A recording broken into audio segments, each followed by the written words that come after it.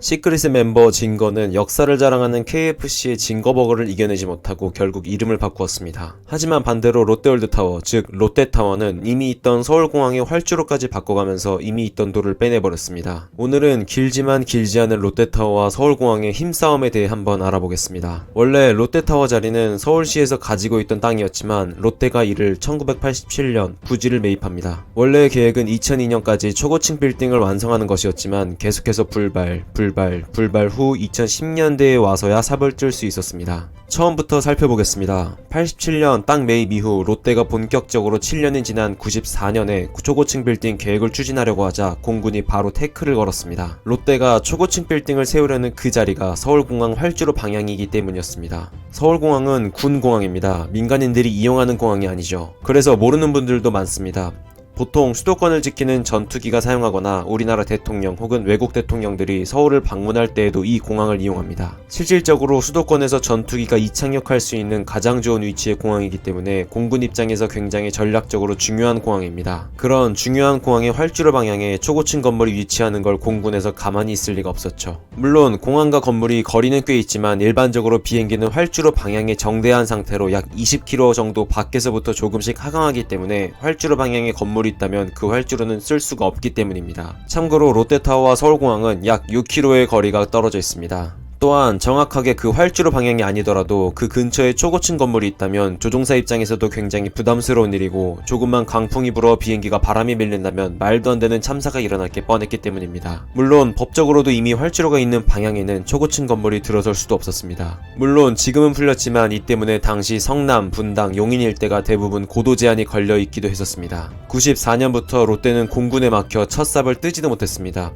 공군 입장에서는 말이 안 되는 계획이었기 때문에 완강하게 반대했기 때문이었습니다. 이후 98년 김대중 정부가 들어서며 공군에서는 롯데타워를 140m 정도 높이, 즉 36층 정도 높이로는 허가해준다고 했지만 당연히 롯데는 최소 100층 높이가 아니라면 거부. 역시나 98년에도 첫 삽을 뜨지 못했습니다. 약 8년 뒤 노무현 정부 시절 다시 롯데타워 건설 계획이 추진되었지만 역시나 국방부, 공군 모두 완전 반대. 만약 롯데타워가 들어서면 아예 공항의 활주로를 7도 정도 틀어야 비행의 안전을 보장할 수 있는데 7도를 틀기 위해서 필요한 비용이 약 1조 2천억 원이 들었다고 합니다. 탄천을 복귀해야 했기 때문에 천문학적 비용이 추가되었습니다. 참고로 롯데타워 건설 비용이 3조 8천억 원이었습니다. 즉 허가를 받기 위해서만 토탈 비용의 3분의 1을 내놓고 시작해야 했기 때문에 당연히 시작되지 않았습니다. 이후 2009년 당시 대통령은 친기업 정책을 펼쳤던 MB, 추진되지 못할 것처럼 보였던 롯데타워는 555m로 2009년 깜짝 허가됩니다. 당시 공군 참모총장이 극렬하게 반대했지만 결과는 경질. 이후 참모총장은 롯데타워 건설에 찬성. 당시 대통령의 의견은 활주로 각도를 틀면 되는 것이고 그 비용을 롯데에서 부담하면 된다는 것이었습니다. 실제 계획은 서울공항의 활주로 방향을 약 3도를 틀기로 결정해놨습니다. 처음 공군의 말대로 만약 활주로를 7도 틀었다면 공사 비용이 1조 2천억 원이 들었을 텐데 3도만 틀기로 합의를 모아 약 3,200억 원 정도가 들 것으로 예상되었습니다. 롯데 입장에서는 싼 값에 공사를 시작할 수 있게 된 것이죠.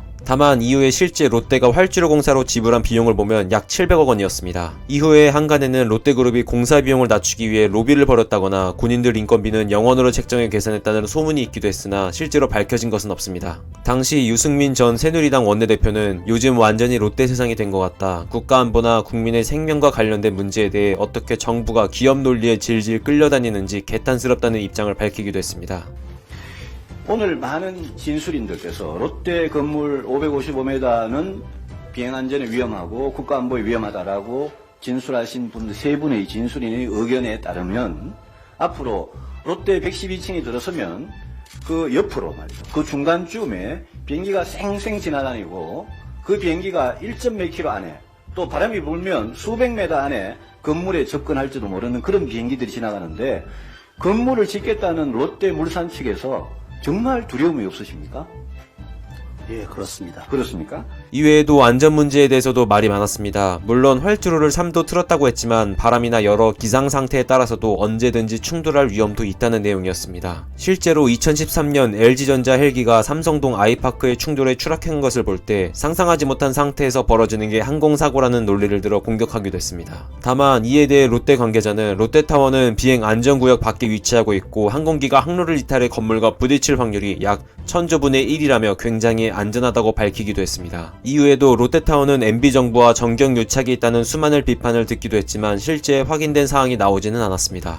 긍정적으로 엄청난 경제 효과를 불러일으켰지만 부정적으로는 국가안보에 문제를 낳을 수도 있다는 점이 아직도 논란거리 중 하나입니다. 확실하게 문제가 되는 것 중 하나는 롯데타워에서 서울공항이 육안으로 확실하게 보여 항공기의 숫자나 차량 등이 노출될 수도 있다는 점입니다. 또한 공군과 롯데그룹의 합의서를 보면 공군의 과실에 의한 사고는 공군이 책임을 지기로 했다는 점에서 애초에 롯데타워가 있지도 않았다면 발생하지도 않을 사고에 대해 공군이 책임진다는 내용의 합의서를 작성한 것도 웃기고 이를 허가한 공군에 대해서도 많은 비판이 있었습니다. 대한민국 역사상 처음으로 경제와 안보 두 가치관이 정면으로 대립하여 안보가 승리하는 듯 보였지만 결국 경제가 완승한 상징적인 사건이 바로 롯데타워입니다. 여러분들의 생각은 어떠신가요?